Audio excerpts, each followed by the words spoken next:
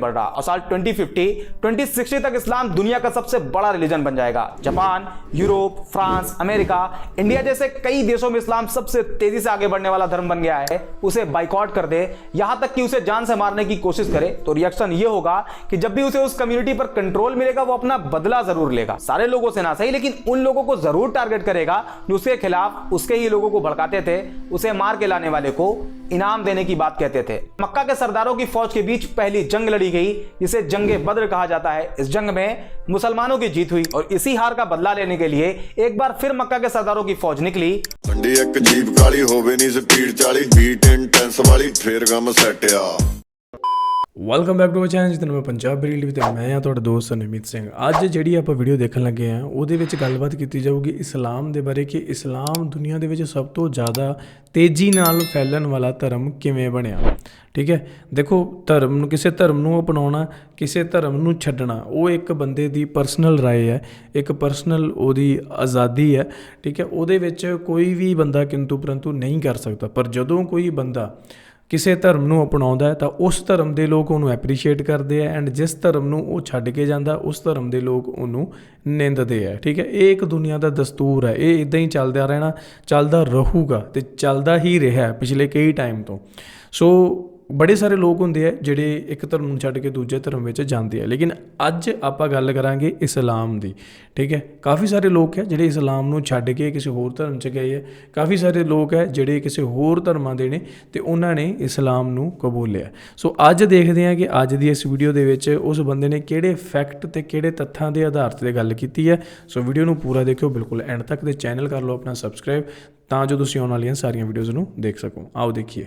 पिछले कुछ दिनों में आपने जरूर देखा होगा कुछ फेमस लोग जिनका कहीं ना कहीं एक अच्छा सोशल इंपैक्ट रहा, लोग उन्हें जानते थे, फॉलो करते थे, लेकिन न्यूज आई कि उन लोगों ने इस्लाम कबूल कर लिया। जैसे कि ब्रिटेन की अल्फ्रेड विलियम बेस्ट कंपनी के मालिक बिलियनियर अल्फी बेस्ट, ब्राजील के फेमस फाइटर नेसिमेंटो, रशिया के ऑर्थोडॉक्स चर्च के पादरी, अमेरिका के famous rapper डर्क Derek, famous internet celebrity Andrew Tate, Vivian Dsena, हिलेरियन हैगी, इंडियन यूट्यूबर परम सिंह। इतने ज्यादा नाम हैं कि बता पाना मुश्किल है। लेकिन एक सवाल आता है कि इस्लाम में ऐसा क्या है कि लोग इतनी तेजी से मुसलमान हो रहे हैं, दूसरे धर्मों को छोड़कर इस्लाम अपना रहे हैं। जबकि अगर देखा जाए तो एक ऐसा टाइम भी चल रहा है जिसमें इस्लामोफोबिया भी अपने चरम पे है, लेकिन फिर भी लोग, और वो भी इंटेलेक्चुअल पीपल, बाकी धर्म के कंपैरिजन में इस्लाम को ज्यादा इंपॉर्टेंस दे रहे हैं। आज की इस वीडियो में हम जानने की कोशिश करेंगे कि इस्लाम दुनिया का फास्टेस्ट ग्रोइंग रिलीजन क्यों है। I think video will be quite interesting. इस वक्त पूरी दुनिया की पॉपुलेशन 8 बिलियन मार्क को क्रॉस कर गई, जिसमें Christian 31.11%, Muslim 24.9%, secular, non religious, agnostic, atheist, इन सब की पॉपुलेशन 15.58%, हिंदू 15.16% और बाकी बचे 13.25% में सभी रिलीजन आते हैं। दुनिया में पहली सबसे बड़ी मुस्लिम पॉपुलेशन इंडोनेशिया में रहती है। दूसरी आई डोंट नो कि इन्हां दी जिहड़ी कैलकुलेशन है किस हद तक सही है।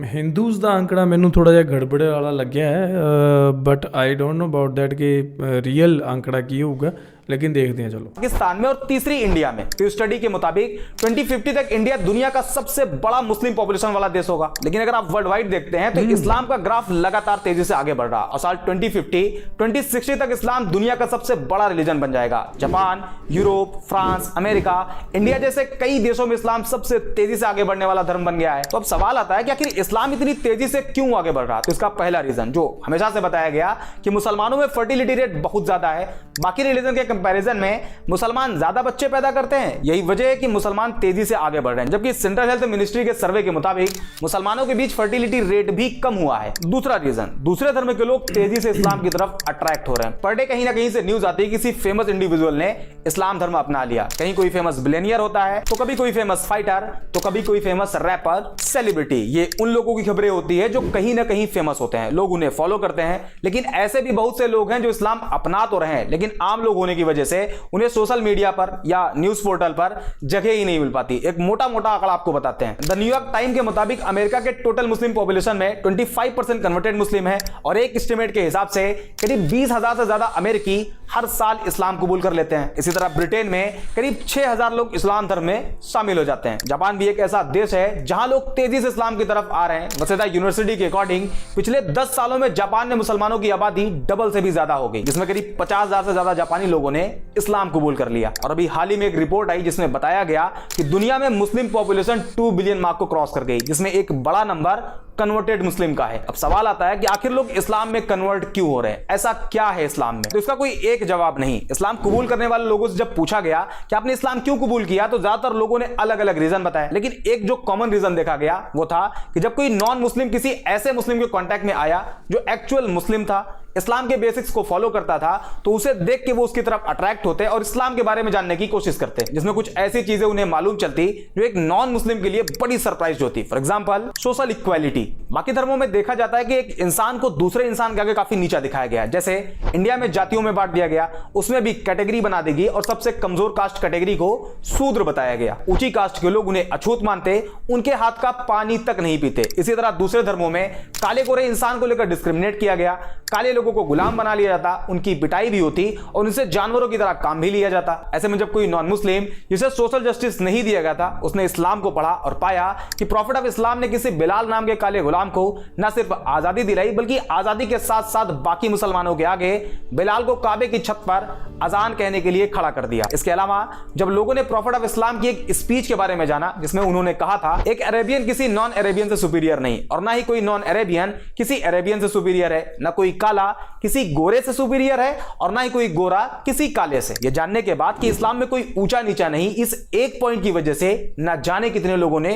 इस्लाम कबूल कर लिया। दूसरा रीजन फॉरगिवनेस। इस्लाम में माफ कर देने वाला जो कॉन्सेप्ट है वो भी बड़ा शानदार है। जब लोगों ने उसे जाना तो वो भी उन्हें बहुत पसंद आया और लोगों ने इस्लाम कबूल कर लिया। फॉर एग्जांपल मान लीजिए कि अगर किसी इंसान को एक पूरी कम्युनिटी बुरा भला कहे, उसे बाइकआउट कर दे, यहां तक कि उसे जान से मारने की कोशिश करे, तो रिएक्शन ये होगा कि जब भी उसे उस कम्युनिटी पर कंट्रोल मिलेगा वो अपना बदला जरूर लेगा। सारे लोगों से ना सही, लेकिन उन लोगों को जरूर टारगेट करेगा जो उसके खिलाफ उसके ही लोगों को भड़काते थे, उसे मार के लाने वाले को इनाम देने की बात कहते थे। आमतौर पर यही देखा जाता है, लेकिन इस्लामिक हिस्ट्री में इसके जस्ट उल्टा है। 7th सेंचुरी में जब इस्लाम की शुरुआत हुई, उसके कई सालों बाद तक, करीब 10 साल बताया जाता है, इस पीरियड में टोटल 40 से कम मुसलमान थे। उस टाइम अरब के जो पावरफुल लोग थे वो मुसलमानों को परेशान करते, प्रॉफिट ऑफ इस्लाम को जान से मारने की प्लानिंग करते, उन्हें जान से मार देने वाले को इनाम देने का वादा करते। यहां तक कि उस टाइम जितने मुसलमान थे उन सभी का सोशल बाइकआउट कर दिया गया और 3 साल तक अबी तालिब नाम की एक पहाड़ी पर कैद कर दिया गया। और मक्का के सरदारों ने यह अनाउंस कर दिया कि कोई भी मुसलमानों को कोई सामान न बेचे, और अगर कोई ऐसा करता है तो उसे भी नहीं छोड़ा जाएगा। 3 साल बाद बाइकआउट पीरियड खत्म हुआ, लेकिन मक्का के लोग मुसलमानों को अभी भी टारगेट करते। सिचुएशन को देखते हुए 622 ईडी में मुसलमानों को मक्का से मदीना की तरफ जाने के लिए कहा गया, जिसे इस्लामिक हिस्ट्री में हिजरत कहा जाता है। हिजरत मींस माइग्रेशन। मुसलमान मक्का छोड़कर मदीना चले गए। उस टाइम मदीना को यसरब कहा जाता था, लेकिन मक्का के सरदारों का मानना था कि इस्लाम को पूरी तरह से अगर खत्म करना है तो उसके लिए सारे मुसलमानों को कत्ल कर दिया जाए। इसी इंटेंशन के साथ मुसलमान और मक्का के सरदारों की फौज के बीच पहली जंग लड़ी गई, जिसे जंगे बद्र कहा जाता है। इस जंग में मुसलमानों की जीत हुई और इसी हार का बदला लेने के लिए एक बार फिर मक्का के सरदारों की फौज निकली और इस्लाम की दूसरी जंग लड़ी गई, जिसे जंगे उहूद कहा जाता है। लेकिन 10 साल बाद जो मुसलमान मक्का छोड़कर मदीना चले गए थे, वो एक मजबूत ताकत बनकर मक्का में वापसी करते हैं। उस टाइम मक्का के उन सरदारों में यह डर फैल गया कि हमने तो मुसलमानों को बहुत टॉर्चर किया है, प्रॉफिट ऑफ इस्लाम को जान से मारने की कोशिश करी है, आज मुसलमान हमसे ज्यादा पावरफुल हैं और अब वो हमें नहीं छोड़ेंगे। इस डर से बहुत से लोगों ने सरेंडर कर दिया और बहुत से लोग मक्का छोड़कर भाग गए। लेकिन जब प्रॉफिट ऑफ इस्लाम ने अपनी बात कहनी शुरू करी तो लोगों ने जो सोच रखा था वो उसके जस्ट उल्टा था और एक पब्लिक अनाउंसमेंट करी गई कि जिन जिन लोगों ने मुसलमानों को परेशान किया था, मुसलमानों को मारा था, मक्का छोड़कर मदीना जाने के लिए मजबूर किया था, उन सभी को माफ किया जाता है। ये एक सेंटेंस इतना इफेक्टिव साबित हुआ कि जो पहले इस्लाम को खत्म करना चाहते थे उन सभी ने इस्लाम कबूल कर लिया। और आज भी इसका इंपैक्ट इतना ज्यादा है कि जब कोई नॉन मुस्लिम इस्लाम के इस चैप्टर को पढ़ता है तो इस्लाम की तरफ अट्रैक्ट होता है। तीसरा और सबसे बड़ा रीजन है बिहेवियर। आज सोशल मीडिया पर इस्लाम की जिस इमेज को प्रेजेंट किया जा रहा है वो इस्लाम की रियलिटी नहीं। हालांकि मैं ये भी क्लेम नहीं कर रहा कि इस्लामिक बेसिक्स के अकॉर्डिंग सारे मुसलमानों का बिहेव अच्छा है। इस्लाम तो कहता है कि शराब पीना हराम है और शराब सभी बुराइयों की मां है, लेकिन फिर भी आज का मुसलमान शराब के ठेकों की लाइन में आपको लगा हुआ दिखाई देगा। बट अनदर हैंड कुछ मुस्लिम्स ऐसे भी हैं जिनका behave as it is Islamic basics के हिसाब से आज भी है। फॉर एग्जांपल इस्लाम अपने मानने वालों को कहता है कि अगर तुम्हारे घर में एक रोटी हो और तुम्हारा पड़ोसी भूखा हो तो तुम्हारे लिए जरूरी है कि उसमें से आधी रोटी अपने पड़ोसी को दो।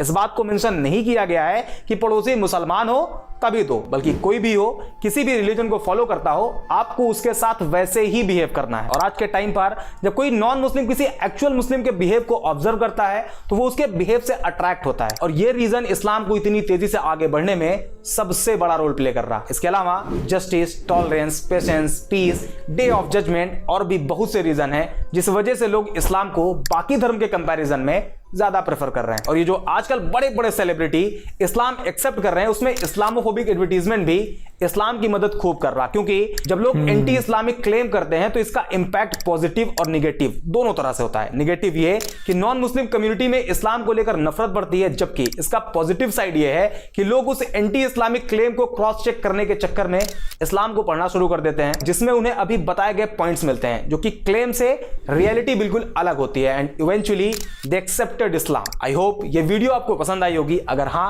तो लाइक एंड शेयर जरूर कर दें। बाकी मिलते हैं गाइस, सो ਇਹ ਸੀਗੀ ਅੱਜ ਦੀ ਇੱਕ ਵੀਡੀਓ ਜਿਹਦੇ ਵਿੱਚ ਆਪਾਂ ਦੇਖਿਆ ਕਿ ਇਹਨਾਂ ਨੇ ਆਪਾਂ ਨੂੰ ਰੀਜ਼ਨ ਦਿੱਤੇ ਕਿ ਕਿਉਂ ਲੋਕ ਜਿਹੜੇ ਹੈ ਇਸਲਾਮ ਕਬੂਲ ਕਰ ਰਹੇ ਤੇ ਜਿਹੜੇ ਇਹਨਾਂ ਨੇ ਰੀਜ਼ਨ ਦਿੱਤੇ ਉਹ ਕਾਫੀ ਹੱਦ ਤੱਕ ਵੈਲਿਡ ਵੀ ਹੈ। ਤੇ ਬਾਕੀ ਮੈਂ ਇੱਥੇ ਇੱਕ ਆਪਣਾ ਪੁਆਇੰਟ ਆਫ ਵਿਊ ਜਿਹੜਾ ਜ਼ਰੂਰ ਰੱਖਣਾ ਚਾਹੂੰਗਾ, ਜਿਵੇਂ ਕਿ ਮੈਂ ਸਟਾਰਟਿੰਗ ਵਿੱਚ ਕਿਹਾ ਸੀਗਾ ਕਿ ਕਿਸੇ ਧਰਮ ਨੂੰ ਛੱਡਣਾ ਜਾਂ ਕਿਸੇ ਧਰਮ ਨੂੰ ਅਪਣਾਉਣਾ ਇੱਕ ਬੰਦੇ ਦੀ ਜਿਹੜੀ ਪਰਸਨਲ ਚੋਇਸ ਹੁੰਦੀ ਹੈ। ਐਜ਼ ਅ ਸਿੱਖ ਜਿਹੜੀਆਂ ਚੀਜ਼ਾਂ ਇਹਨਾਂ ਨੇ ਦੱਸੀਆਂ ਉਹ ਮੈਂ ਮਤਲਬ ਇੱਕ ਸਿੱਖ ਦਾ ਰਿਹਾ, ਸ਼ੁਰੂ ਤੋਂ ਮੈਂ ਉਹੀ ਚੀਜ਼ਾਂ ਸੁਣੀਆਂ, ਉਹੀ ਚੀਜ਼ਾਂ ਨੂੰ ਇੰਪਲੀਮੈਂਟ ਕੀਤਾ ਇੱਕ ਆਪਣੀ ਲਾਈਫ ਦੇ ਵਿੱਚ। ਮੈਂ ਹਮੇਸ਼ਾ ਕਹਿੰਦਾ ਹੁੰਦਾ ਕਿ ਸਿੱਖੀਜ਼ਮ ਅਤੇ ਇਸਲਾਮ ਦੇ ਵਿੱਚ ਬਹੁਤ ਸਾਰੀਆਂ ਸਿਮਿਲੈਰਿਟੀਜ਼ ਹੈ ਐਂਡ ਕਾਫੀ ਸਾਰੇ ਜੋ ਅਪੋਜ਼ਿਟ ਚੀਜ਼ਾਂ ਵੀ ਜ਼ਰੂਰ ਹੈਗੀਆਂ, ਲੇਕਿਨ ਜੋ ਸਿਮਿਲਰ ਚੀਜ਼ਾਂ ਉਹ ਆਪਾਂ ਇਹੀ ਕਹਿ ਸਕਦੇ ਹਾਂ ਕਿ ਸਿੱਖੀਜ਼ਮ ਵਿੱਚ ਵੀ ਇਹੀ ਚੀਜ਼ਾਂ ਸਿਖਾਈਆਂ ਜਾਂਦੀਆਂ ਕਿ ਤੁਹਾਡੇ 'ਚ ਪੇਸ਼ੈਂਸ ਹੋਣਾ ਚਾਹੀਦਾ, ਤੁਹਾਨੂੰ ਫੋਰਗਿਵਨੈਸ ਤੁਹਾਡੇ 'ਚ ਹੋਣੀ ਚਾਹੀਦੀ ਹੈ, ਠੀਕ ਹੈ, ਲੋਕਾਂ ਨੂੰ ਮਾफ़ ਕਰਨ ਦੀ ਕਾਬਲੀਅਤ ਹੋਣੀ ਚਾਹੀਦੀ ਹੈ, ਅਤੇ ਜਾਂ ਹੋਰ ਵੀ ਜਸਟਿਸ ਦੀ ਗੱਲ ਹੋ ਗਈ ਜਾਂ ਹੋਰ ਵੀ ਬਹੁਤ ਸਾਰੀਆਂ ਚੀਜ਼ਾਂ। ਸੋ ਮੇਰੇ ਅਕੋਰਡਿੰਗ ਜਿਹੜੀਆਂ ਆਹ ਚੀਜ਼ਾਂ ਨਾ ਇਹ ਸਭ ਧਰਮਾਂ 'ਚ ਹੁੰਦੀਆਂ, ਆਲਰੇਡੀ ਹੁੰਦੀਆਂ, ਕਈ ਧਰਮਾਂ 'ਚ ਮੇ ਵੀ ਨਾ ਹੋਣ, ਕਿਉਂਕਿ ਜਿਹੜਾ ਊਚ ਨੀਚ ਜਾਤ ਪਾਤ ਇਹ ਵੀ ਕੋਈ ਧਰਮ ਨਹੀਂ ਸਿਖਾਉਂਦਾ। ਕੁਝ ਧਰਮ ਹੋਣਗੇ ਜਿਹੜੇ ਸਿਖਾਉਂਦੇ ਹੋਣਗੇ, ਲੇਕਿਨ ਸਿੱਖੀਜ਼ਮ ਬਿਲਕੁਲ ਨਹੀਂ ਸਿਖਾਉਂਦਾ। ਸਿੱਖੀਜ਼ਮ ਵੀ ਇਸ ਚੀਜ਼ ਦੇ ਹੱਕ ਵਿੱਚ ਹੈ ਕਿ ਸਾਰੇ ਲੋਕ ਬਰਾਬਰ ਹੈ, ਠੀਕ ਹੈ। ਗੁਰੂ ਨਾਨਕ ਦੇਵ ਜੀ ਨੇ ਕਿਹਾ ਸੀ ਸੋ ਕਿਉ ਮੰਦਾ ਆਖਿਆ ਜਿਤ ਜੰਮੇ ਰਾਜਾਨ, ਕਿ ਜਿਹੜੀਆਂ ਫੀਮੇਲਸ ਇੱਕ ਰਾਜੇ ਨੂੰ ਜਨਮ ਦੇ ਰਹੀਆਂ ਅਤੇ ਉਹ ਫੀਮੇਲ ਤੁਹਾਡੇ ਤੋਂ ਛੋਟੀਆਂ ਕਿਵੇਂ ਹੋ ਸਕਦੀਆਂ ਮਰਦਾਂ ਤੋਂ, ਠੀਕ ਹੈ। ਸੋ ਉਹ ਇੱਕ ਵੱਖਰੀ ਚੀਜ਼ ਹੈ। ਮੇਰੇ ਕਹਿਣ ਦਾ ਮਤਲਬ ਇਹ ਹੈ ਕਿ ਮੇਨ ਰੀਜ਼ਨ ਜਿਹੜਾ ਮੈਨੂੰ ਲੱਗਦਾ ਉਹ ਮੇਨ ਰੀਜ਼ਨ ਸ਼ਾਇਦ ਯੂਨਿਟੀ ਹੈ, ਕਿ ਜੋ ਇਸਲਾਮ ਦੇ ਵਿੱਚ ਜੋ ਯੂਨਿਟੀ ਦੇਖਣ ਨੂੰ ਮਿਲਦੀ ਹੈ ਨਾ ਉਹ ਸ਼ਾਇਦ ਕਿਸੇ ਹੋਰ ਧਰਮ ਵਿੱਚ ਨਹੀਂ ਹੈਗੀ ਮੇਰੇ ਅਕੋਰਡਿੰਗ, ਠੀਕ ਹੈ। ਕਿਉਂਕਿ ਇਹ ਵਾਲੇ ਪੁਆਇੰਟਸ ਤਾਂ ਤੁਸੀਂ ਹਰ ਧਰਮ 'ਚ ਤੁਹਾਨੂੰ ਦੇਖਣ ਨੂੰ ਮਿਲ ਜਾਣਗੇ, ਕਿਉਂਕਿ ਧਰਮ ਤਾਂ ਚੰਗੀਆਂ ਚੀਜ਼ਾਂ ਹੀ ਸਿਖਾਉਂਦਾ, ਧਰਮ ਕਦੇ ਵੀ ਤੁਹਾਨੂੰ ਗਲਤ ਚੀਜ਼ਾਂ ਨਹੀਂ ਸਿਖਾਉਂਦਾ। ਉਹ ਲੋਕ ਹੁੰਦੇ ਆ ਜਿਹੜੇ ਆਪਦੇ ਅਕੋਰਡਿੰਗ ਉਸ ਧਰਮ ਦੀ ਜਿਹੜੀ ਬੁਨਿਆਦ ਹੁੰਦੀ ਹੈ ਉਹਨੂੰ ਤੋੜ ਮਰੋੜ ਕੇ ਲੋਕਾਂ ਸਾਹਮਣੇ ਪੇਸ਼ ਕਰਦੇ ਆ ਅਤੇ ਆਪਦੀਆਂ ਜੇਬਾਂ ਨੂੰ ਗਰਮ ਕਰਦੇ ਆ, ਪਰ ਹਰ ਧਰਮ ਚੰਗੀ ਚੀਜ਼ ਹੀ ਸਿਖਾ ਰਿਹਾ, ਠੀਕ ਹੈ। ਅੱਜ ਦੀ ਡੇਟ ਵਿੱਚ ਬਹੁਤ ਸਾਰੇ ਇੱਦਾਂ ਦੇ ਲੋਕ ਹੈ ਜਿਨ੍ਹਾਂ ਨੇ ਧਰਮਾਂ ਦੀ ਡੈਫੀਨੇਸ਼ਨ ਹੀ ਚੇਂਜ ਕਰਤੀ ਹੈ, ਅਤੇ ਉਹ ਲੋਕ ਸਮਝਦੇ ਆ ਕਿ ਇਹੀ ਸਾਰਾ ਕੁਛ ਆ, ਪਰ ਨਹੀਂ। ਜੋ ਅਸਲ ਧਰਮ ਆ ਉਹ ਤੁਹਾਨੂੰ ਉਹੀ ਚੀਜ਼ ਸਿਖਾ ਰਿਹਾ ਜਿਹੜੇ ਬਾਕੀ ਧਰਮ ਸਿਖਾ ਰਹੇ ਆ, ਠੀਕ ਹੈ। ਮੇਨ ਮਕਸਦ ਤਾਂ ਰੱਬ ਨਾਲ ਜੋੜਨ ਦਾ ਹੀ ਹੈ ਨਾ, ਅਤੇ ਉਹੀ ਧਰਮ ਸਿਖਾਉਂਦੇ ਆ ਸਾਰੇ। ਜੀਵਨ ਜਾਂਚ, ਤੁਹਾਡਾ ਲਾਈਫ ਸਟਾਈਲ ਕੀ ਹੈ, ਸਭ ਕੁਛ ਉਹੀ ਸਿਖਾਉਂਦੇ ਆ, ਪਰ ਮੇਨ ਰੀਜ਼ਨ ਮੇਰੇ ਅਕੋਰਡਿੰਗ ਇਹੀ ਹੈ ਇਸਲਾਮ ਦਾ, ਇਸਲਾਮ ਨੂੰ ਤੇਜ਼ੀ ਨਾਲ ਪ੍ਰਫੁੱਲਤ ਹੋਣ ਦਾ, ਕਿ ਜਿਹੜੇ ਇਹਦੇ ਕਨਸੈਪਟਸ ਆ ਨਾ ਉਹ ਕਲੀਅਰ ਹੈ, ਅਤੇ ਲੋਕ ਉਹ ਉਸ ਹਿਸਾਬ ਨਾਲ ਜਿੰਨੇ ਵੀ ਧਾਰਮਿਕ ਜਿੰਨੇ ਇਸਲਾਮਿਕ ਸਕੋਲਰਸ ਆ ਉਹਨਾਂ ਨੂੰ ਪਤਾ ਕਿ ਉਹਨਾਂ ਨੇ ਕਿਹੜੀ ਗੱਲ ਕਦੋਂ ਕਰਨੀ ਹੈ। ਉਹ ਮਤਲਬ ਮੇਰੀ ਗੱਲ ਨੂੰ ਸ਼ਾਇਦ ਮੈਂ ਤੁਹਾਨੂੰ ਬਿਆਨ ਨਹੀਂ ਕਰਨਾ ਆ ਰਿਹਾ, ਪਰ ਮੈਨੂੰ ਇੰਨਾ ਟਾਈਮ ਹੋ ਗਿਆ ਇਸਲਾਮ ਦੀਆਂ ਵੀਡੀਓਜ਼ ਬਣਾਉਂਦੇ ਨੂੰ, ਪਰ ਇਹ ਗੱਲ ਮੈਂ ਫੀਲ ਕੀਤੀ ਹੈ ਕਿ ਜੋ ਇਸਲਾਮ ਦੀਆਂ ਟੀਚਿੰਗਸ ਹੈ ਨਾ ਉਹ ਬੜੀਆਂ ਬਰੀਫ ਦੇ ਵਿੱਚ ਹੈ, ਬਹੁਤ ਡਿਟੇਲ ਦੇ ਵਿੱਚ ਹੈ। ਮਤਲਬ ਤੁਹਾਨੂੰ ਹਰ ਟੌਪਿਕ 'ਤੇ ਤੁਹਾਡੀ ਜੀਵਨ ਜਾਂਚ ਦੇ ਵਿੱਚ ਹਰ ਟੌਪਿਕ 'ਤੇ ਇਸਲਾਮ ਦੇ ਵਿੱਚ ਤੁਹਾਨੂੰ ਗੱਲ ਜਿਹੜੀ ਹੈ ਤੁਸੀਂ ਕਰ ਸਕਦੇ ਆ, ਐਂਡ ਤੁਹਾਡੇ ਉਹਦੇ 'ਚ ਨਾ ਤੁਹਾਡੇ ਕੋਲ ਇੱਕ ਹਦਾਇਤ ਹੈ ਕਿ ਇੰਸਟਰਕਸ਼ਨ ਹੈ ਕਿ ਤੁਸੀਂ ਇੱਦਾਂ ਇਸ ਚੀਜ਼ ਨੂੰ ਫੋਲੋ ਕਰਨਾ। ਫਿਰ ਗੱਲ ਉਹੀ ਹੈ ਕਿ ਹੁੰਦੀ ਸਾਰੇ ਧਰਮਾਂ 'ਚ ਹੈ, ਲੇਕਿਨ ਉਸ ਚੀਜ਼ ਨੂੰ ਰੀਪ੍ਰਜੈਂਟ ਕਰਨਾ ਨਹੀਂ ਆਇਆ ਸ਼ਾਇਦ ਬਾਕੀਆਂ ਨੂੰ ਉਸ ਲੈਵਲ ਤੱਕ ਜਿਸ ਲੈਵਲ ਤੱਕ ਇਸਲਾਮ ਦੇ ਲੋਕ ਕਰਦੇ। ਇਸਲਾਮ ਦਾ ਜਿਹੜੇ ਕੋਈ ਵਧੀਆ ਸਕੋਲਰਸ ਨੇ ਉਹ ਬੜਾ ਡਿਟੇਲ ਵਿੱਚ ਜਾ ਕੇ ਗੱਲਾਂ ਨੂੰ ਸਮਝਾਉਂਦੇ ਆ, ਐਂਡ ਜਿਸ ਤਰੀਕੇ ਨਾਲ ਸਮਝਾਉਂਦੇ ਆ ਉਹ ਲੋਕਾਂ ਨੂੰ ਬੋਰ ਨਹੀਂ ਕਰਦੀਆਂ। ਮੈਂ ਅੱਗੇ ਵੀ ਆਪਣੀ ਵੀਡੀਓਜ਼ ਦੇ ਵਿੱਚ ਗੱਲ ਕਰਦਾ ਹੁੰਦਾ ਕਿ ਜਿਹੜੇ ਇਸਲਾਮ ਦੇ ਯੰਗਸਟਰਸ ਆ ਉਹ ਕਿੰਨਾ ਇੰਟਰਸਟ ਦਿਖਾਉਂਦੇ ਆ ਆਪਣੇ ਧਰਮ ਦੇ ਵਿੱਚ, ਠੀਕ ਹੈ। ਲੇਕਿਨ ਤੁਸੀਂ ਦੇਖ ਲਓ ਸਿੱਖਾਂ ਦੇ ਵਿੱਚ ਦੇਖ ਲਓ ਜਾਂ ਹਿੰਦੂਆਂ ਦੇ ਵਿੱਚ ਦੇਖ ਲਓ, ਇਹ ਸਿਰਫ ਅਤੇ ਸਿਰਫ ਇੱਕ ਫੈਸਟੀਵਲ ਸੀਜ਼ਨ ਬਣ ਕੇ ਰਹਿ ਜਾਂਦਾ ਧਰਮ ਵੀ, ਠੀਕ ਹੈ। ਕਦੇ ਗੁਰਪੁਰਬ ਆ ਗਿਆ ਜਾਂ ਕਦੇ ਕੋਈ ਮਾਤਾ ਦਾ ਜਗਰਾਤਾ ਹੈ ਜਾਂ ਨਰਾਤੇ ਆ ਗਏ, ਠੀਕ ਹੈ, ਹਿੰਦੂਆਂ ਦੇ ਵਿੱਚ, ਤਾਂ ਜਿਹੜੇ ਯੰਗਸਟਰਸ ਹੈ ਸਿਰਫ ਉਦੋਂ ਰੱਬ ਨੂੰ ਯਾਦ ਕਰਦੇ ਆ, ਠੀਕ ਹੈ। ਬਾਕੀ ਧਰਮਾਂ ਦੇ ਵਿੱਚ ਇਹ ਕਮੀ ਹੈ ਕਿ ਜਿਹੜੇ ਯੰਗਸਟਰਸ ਹੈ ਨਾ ਉਹ ਰੱਬ ਨੂੰ ਯਾਦ ਨਹੀਂ ਕਰਦੇ, ਸਿਰਫ ਉਦੋਂ ਯਾਦ ਕਰਦੇ ਜਦੋਂ ਉਹਨਾਂ ਦਾ ਪਰਸਨਲ ਬੈਨੀਫਿਟ ਹੈ, ਜਦੋਂ ਉਹਨਾਂ ਨੂੰ ਲੋੜ ਹੈ। ਲੇਕਿਨ ਇਸਲਾਮ ਦੇ ਵਿੱਚ ਮੈਂ ਇਹ ਚੀਜ਼ ਨੋਟ ਕੀਤੀ ਹੈ ਕਿ ਜਿਹੜੇ ਯੰਗਸਟਰਸ ਆ ਉਹ ਬਹੁਤ ਇੱਕ ਇੰਟਰਸਟ ਦਿਖਾਉਂਦੇ ਆ, ਰੁਚੀ ਦਿਖਾਉਂਦੇ ਆ। ਅਤੇ ਇਹਦਾ ਮੇਨ ਕਾਰਨ ਕੀ ਹੈ? ਇਹਦਾ ਮੇਨ ਕਾਰਨ ਇਹ ਹੈ ਕਿ ਜਿਹੜੀਆਂ ਮਾਵਾਂ ਆਪਣੇ ਬੱਚਿਆਂ ਨੂੰ ਆਪਣੇ ਕਲਚਰ ਜਾਂ ਆਪਣੇ ਧਰਮ ਤੋਂ ਉਹਨਾਂ ਨੂੰ ਸਿਖਾਉਂਦੀਆਂ ਨਹੀਂ ਧਰਮ ਬਾਰੇ, ਧਰਮ ਤੋਂ ਖੁਦ ਦੂਰ ਕਰਦੀਆਂ। ਅਤੇ ਇਹ ਵੀ ਆਈ ਥਿੰਕ ਬਹੁਤ ਵੱਡਾ ਕਾਰਨ ਹੈ ਕਿ ਇਸਲਾਮ ਦੇ ਵਿੱਚ ਜਿਹੜੇ ਪੇਰੈਂਟ ਹੈ ਉਹ ਇੱਕ ਛੋਟੇ ਬੱਚੇ ਦੀ ਬੁਨਿਆਦ ਤੋਂ ਹੀ ਉਹਨੂੰ ਸਟਰੋਂਗ ਕਰਦੇ ਆ, ਉਹਨੂੰ ਧਰਮ ਬਾਰੇ ਦੱਸਦੇ ਆ, ਉਹਨੂੰ ਇਸਲਾਮ ਬਾਰੇ ਦੱਸਦੇ ਆ, ਠੀਕ ਹੈ, ਤਾਂ ਜੋ ਉਹਦੀਆਂ ਸਾਰੇ ਉਹਦੇ ਡਾਊਟਸ ਜਿਵੇਂ ਜਿਵੇਂ ਉਹ ਵੱਡਾ ਹੋ ਰਿਹਾ ਉਹਦੇ ਸਾਰੇ ਡਾਊਟਸ ਕਲੀਅਰ ਹੁੰਦੇ ਰਹਿਣ ਅਤੇ ਉਹ ਇੱਕ ਪੱਕਾ ਮੁਸਲਮਾਨ ਬਣ ਜੇ। ਪਰ ਐਜ਼ ਕੰਪੇਅਰ ਟੂ ਤੁਸੀਂ ਦੂਜੇ ਦੇਖ ਲਓ, ਇੱਕ ਸਿੱਖਾਂ ਦਾ ਬੱਚਾ ਜਾਂ ਹਿੰਦੂਆਂ ਦਾ ਬੱਚਾ, ਮੈਂ ਖੁਦ ਸਿੱਖ ਹਾਂ ਅਤੇ ਮੈਨੂੰ ਇਹਦੇ ਵਿੱਚ ਸ਼ਾਇਦ ਮੈਂ ਕਿਤੇ ਨਾ ਕਿਤੇ ਇਹ ਚੀਜ਼ ਨੂੰ ਸ਼ਰਮ ਮਹਿਸੂਸ ਕਰਦਾ ਕਿ ਹਾਂ ਸਿੱਖਾਂ ਦੇ ਬੱਚਿਆਂ ਦੇ ਵਿੱਚ ਵੀ ਅੱਜ ਕੱਲ੍ਹ ਉਹ ਮਤਲਬ ਸਿੱਖਾਂ ਦੇ ਜਿਹੜੇ ਪੇਰੈਂਟ ਹੈ, ਜਿਵੇਂ ਮਾਂ ਪਿਓ ਹੈ, ਉਹ ਆਪਣੇ ਬੱਚੇ ਨੂੰ ਇੱਕ ਅੱਛੀ ਤਾਲੀਮ ਨਹੀਂ ਦੇ ਪਾਉਂਦੇ ਕਿਉਂਕਿ ਜਿਹੜਾ ਸੋ ਕਾਲਡ ਰਿਚ ਸਟੇਟਸ ਹੈ ਨਾ ਉਹ ਲੈ ਕੇ ਬਹਿ ਗਿਆ। ਇੰਡੀਆ ਦੇ ਵਿੱਚ ਜਿਹੜੇ ਲੋਕ ਹੈ ਉਹ ਬਹੁਤ ਹੀ ਜ਼ਿਆਦਾ ਸੌਰੀ ਮੇਰੀ ਇਸ ਗੱਲ ਨੂੰ ਲੈ ਕੇ, ਲੇਕਿਨ ਕਈ ਸਾਰੇ ਲੋਕ ਜਿਹੜੇ ਭੇਡ ਚਾਲ ਦੇ ਸ਼ਿਕਾਰ ਹੈ ਕਿ ਉਹ ਬੰਦਾ ਕੀ ਕਰ ਰਿਹਾ ਅਸੀਂ ਵੀ ਉਹੀ ਕਰਨਾ। ਮਤਲਬ ਆਪਾਂ ਉਹਨੂੰ ਆਪਣੀ ਬੁਨਿਆਦੀ ਚੀਜ਼ ਨਹੀਂ ਸਿਖਾਉਣੀ, ਬਸ ਉਹਨੂੰ ਇਹੀ ਗੱਲ ਕਹਿਣੀ ਹੈ ਕਿ ਸਾਰਾ ਇੱਕ ਹੀ ਹੈ, ਸਭ ਕੁਛ ਇੱਕ ਹੀ ਹੈ। ਨੋ ਡਾਊਟ ਠੀਕ ਹੈ, ਪਰ ਆਪਣੇ ਧਰਮ ਦੇ ਬਾਰੇ ਲੋਕਾਂ ਨੂੰ ਜਾਗਰੂਕ ਕਰਨਾ, ਆਪਣੇ ਬੱਚਿਆਂ ਨੂੰ ਜਾਗਰੂਕ ਕਰਨਾ ਕੋਈ ਮਾੜੀ ਗੱਲ ਨਹੀਂ ਹੁੰਦੀ। ਤੁਹਾਡੀ ਪ੍ਰਾਇਓਰਟੀ ਇਹੀ ਹੋਣੀ ਚਾਹੀਦੀ ਹੈ। ਉਸ ਤੋਂ ਬਾਅਦ ਤੁਹਾਡਾ ਅਗਲਾ ਸਟੈਪ ਜ਼ਰੂਰ ਇਹ ਹੋ ਸਕਦਾ ਹੈ ਕਿ ਸਾਰੇ ਇੱਕ ਬਰਾਬਰ ਨੇ, ਸਭ ਨੂੰ ਇੱਕੋ ਅੱਖ ਨਾਲ ਦੇਖਣਾ। ਲੇਕਿਨ ਬੱਚਿਆਂ ਦੀ ਜਿਹੜੀ ਨੀਂਹ ਹੈ ਨਾ ਉਹ ਕਮਜ਼ੋਰ ਹੈ ਬਾਕੀ ਧਰਮਾਂ ਦੇ ਵਿੱਚ ਅਤੇ ਇਸਲਾਮ ਦੇ ਵਿੱਚ ਜ਼ਿਆਦਾ। ਜਿਹੜੀਆਂ ਗੱਲਾਂ ਬਾਈ ਨੇ ਦੱਸੀਆਂ ਇਹ ਵੀ ਜ਼ਰੂਰ ਹੈ, ਲੇਕਿਨ ਇਹਨੂੰ ਤੁਸੀਂ ਕਹਿ ਸਕਦੇ ਹੋ ਕਿ ਇਹ ਸਭ ਧਰਮਾਂ ਦੇ ਵਿੱਚ ਹੈ। ਹੁਣ ਤੁਸੀਂ ਮੈਨੂੰ ਕਮੈਂਟ ਕਰਕੇ ਦੱਸਿਓ ਕਿ ਮੈਂ ਜੋ ਗੱਲਾਂ ਕੀਤੀਆਂ ਤੁਹਾਨੂੰ ਲੱਗਦਾ ਹੈ ਕਿ ਉਹ ਚੀਜ਼ਾਂ ਇਸਲਾਮ ਦੇ ਵਿੱਚ ਹੈ। ਐਜ਼ ਅ ਨੋਨ ਮੁਸਲਿਮ ਮੈਂ ਇਸ ਚੀਜ਼ ਨੂੰ ਫੋਕਸ ਕੀਤਾ, ਮਤਲਬ ਨੋਟਿਸ ਕੀਤਾ, ਅਤੇ ਬਾਕੀ ਹੋ ਸਕਦਾ ਸ਼ਾਇਦ ਮੈਂ ਵੀ ਕਿਤੇ ਗਲਤ ਹੋਵਾਂ, ਲੇਕਿਨ ਇਹ ਮੇਰੀ ਪਰਸਨਲ ਓਪੀਨੀਅਨ ਹੈ, ਠੀਕ ਹੈ। ਅਤੇ ਬਾਕੀ ਤੁਹਾਡਾ ਕੀ ਮੰਨਣਾ ਮੈਨੂੰ ਥੱਲੇ ਕਮੈਂਟ ਕਰਕੇ ਜ਼ਰੂਰ ਦੱਸਿਓ। ਬਾਕੀ ਵਾਹਿਗੁਰੂ ਚੜ੍ਹਦੀ ਕਲਾ 'ਚ ਰੱਖੇ ਹਮੇਸ਼ਾ ਸਾਰਿਆਂ ਨੂੰ, ਅੱਲਾ ਰਹਿਮ ਕਰੇ, ਅਤੇ ਮਿਲਦੇ ਤੁਹਾਨੂੰ ਕਿਸੇ ਹੋਰ ਵੀਡੀਓ, ਤਦ ਤੱਕ ਸਾਨੂੰ ਦਿਓ ਇਜਾਜ਼ਤ। ਸਤਿ ਸ਼੍ਰੀ ਅਕਾਲ।